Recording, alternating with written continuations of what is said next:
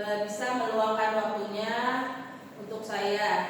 Alhamdulillah sekarang saya sedang mengikuti pelatihan inklusi tingkat mahir dan mendapat tugas di 2.3.7 ini tentang pengambilan keputusan berbasis data dan praktek eviden informan ini. Nah, sebetulnya keputusan yang baik di kelas itu kan tapi sebelumnya saya mau maaf ya Bapak Ibu guru ya, saya bukannya mau menggurui atau mau mengajarkan, kita hanya sharing aja ya, ini berbagi praktik baik untuk sharing aja. Saya tidak bermaksud untuk menggurui, saya yakin Bapak dan Ibu guru semua lebih paham, lebih mengerti daripada saya. Nah, sekarang saya mau membahas tentang pengambilan keputusan berbasis data ya dan praktek. Nah, kita di kelas ini sering menemukan ya, kita sudah merasa mengajar kita di kelas perasaan tuh ngajar udah bener gitu, udah enak, tapi kok pas melihat hasil anak kok anak nilainya masih rendah atau bagaimana gitu.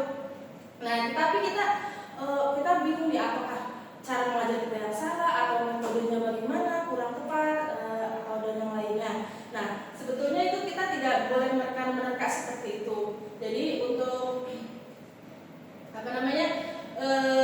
untuk keputusan yang baik itu kita berdasarkan, tidak hanya berdasarkan pemikiran atau tebak-tebakan semata, melainkan harus didasarkan dengan data, ya, didasarkan dengan data.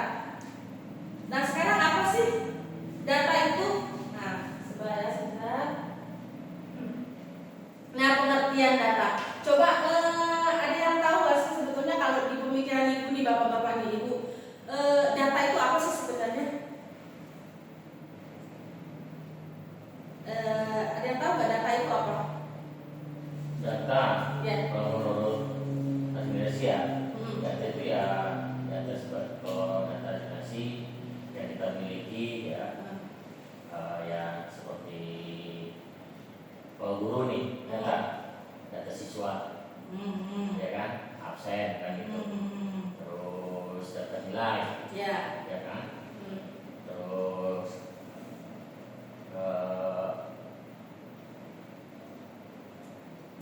pokoknya administrasi lainnya. intinya kumpulan informasi ya Pak, kumpulan informasi. Betul sekali Pak. Jadi data itu merupakan kumpulan informasi yang kumpulan informasi terkait dengan peserta didik. Nah, jadi gunanya untuk apa? Jadi kita untuk mengetahui ini kebutuhan siswa itu di mana, apa kebutuhannya, perkembangan muridnya tuh seperti apa. Nah, itu kita untuk mengetahui data ini, ya, kita temukan dari hasil asesmen. Nah, kemarin kita sudah melakukan hasil asesmen anak-anak kan. Nah, kita tahu anak ini kurangnya di mana nih. Nah, itu merupakan data sebetulnya. Kemudian observasi guru. Jadi selama kita mengajar nih, kita bisa nih mengobservasi anak-anak nih. Kira-kira kurangnya di mana. Nah, itu merupakan observasi. Kemudian bisa juga data itu didapat dari wawancara kita dengan murid.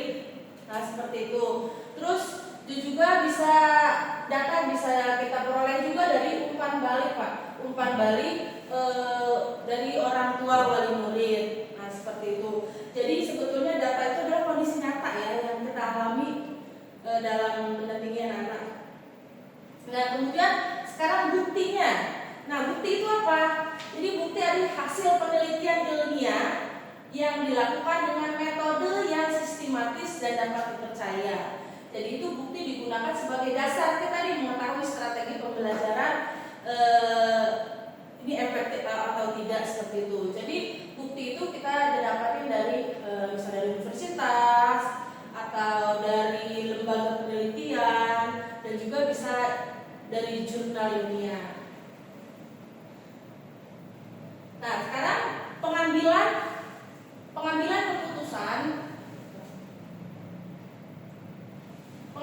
keputusan berbasis data, yaitu adalah proses penggunaan data yang dimiliki sekolah untuk menentukan apa aja. Nah, untuk menentukan nih, kalau kita sudah memiliki data anak-anak yang tadi sudah dibahas tadi, nah kita bisa juga untuk menentukan cara mengajar kita yang tepat.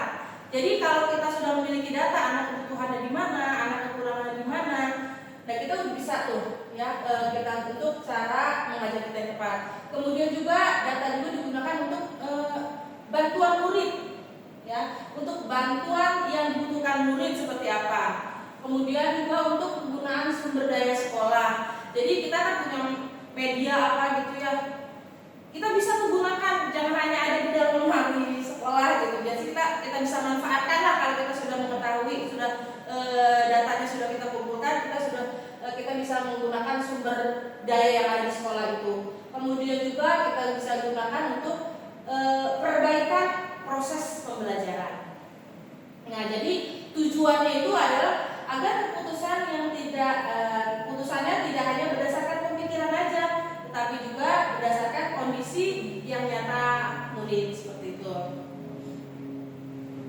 Nah, kemudian sekarang ke praktiknya, praktik evidence involvement, yaitu adalah proses menggabungkan, ya, proses menggabungkan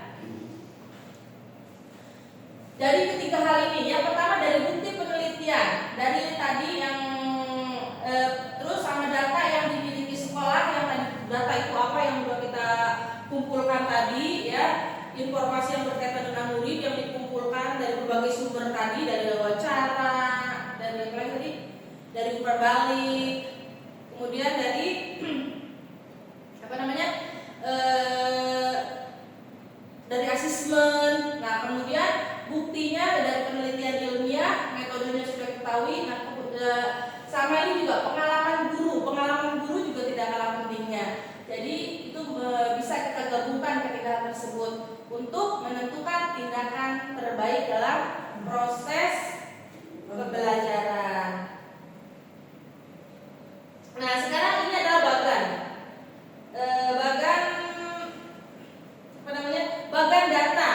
data dan bukti, pengambilan keputusan berbasis data, ya, sama perbaikan evidence involvement.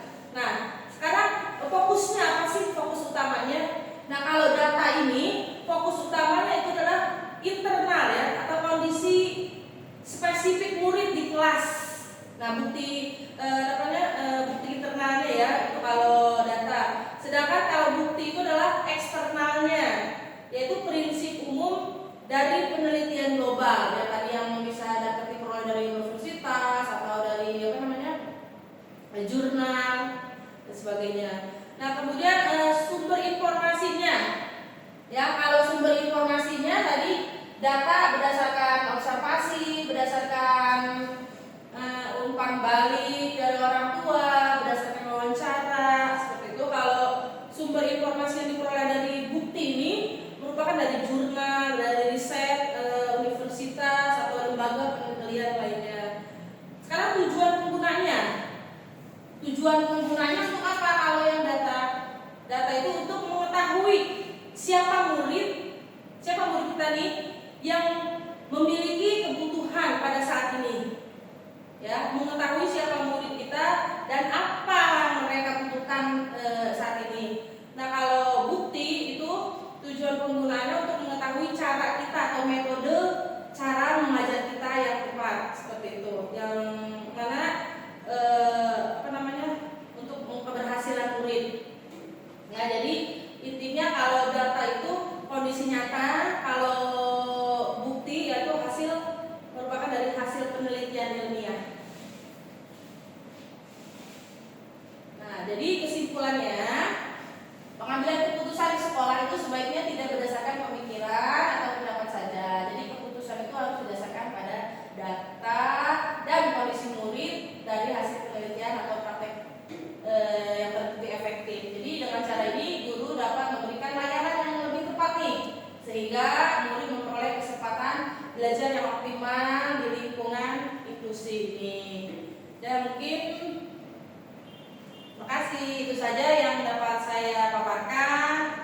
Kurang lebihnya mohon maaf, atau mungkin ada yang ditanyakan atau sudah cukup pas. Nah, sekarang saya mau minta tolong satu lagi nih Bapak Ibu, ya, guru semua. Gimana saya mau minta umpan baliknya nih Bu, Bapak, ya, minta umpan baliknya terkait dari pemaparan yang tadi ini tentang pengambilan keputusan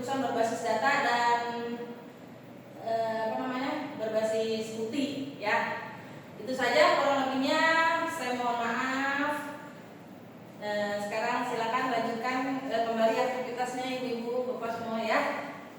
Saya akhiri. Assalamualaikum warahmatullahi wabarakatuh.